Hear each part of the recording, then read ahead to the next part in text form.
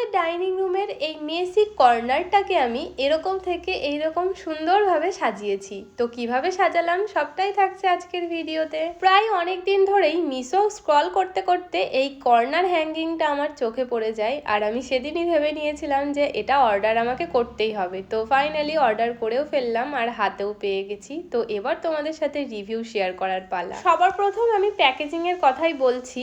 এত সুন্দর প্যাকেজিং আমি তো সত্যি ভাবতে পারিনি। আমি তো এটাকে 10 আউট অফ 10 দেব। আমার খুব ভালো লেগেছে। দেখো, যেটা ভালো এসেছে সেটাকে তো ভালো বলতেই হবে। তো সবার প্রথম আমরা আনবক্সিং করে বসে পড়ি এটাকে সেট করার জন্য। 2 থেকে আড়াই ঘন্টা লেগে যায় আমাদের এটা সেট করতে, কারণ এই ধরনের কাজ তো আমরা আগে করিনি। তার উপর আমার বোন ছিল আমার সাথে, যা ডিস্টার্ব করছিলাম ওকে সে আর বলার মতো না। কিছুটা সেট করার পর দুজনেই একটু রেস্ট করতে বসে পড়ি, আর ফাইনালি আমরা এটাকে সেট করে ফেলি। তো কেমন লাগলো জানিও। বাই।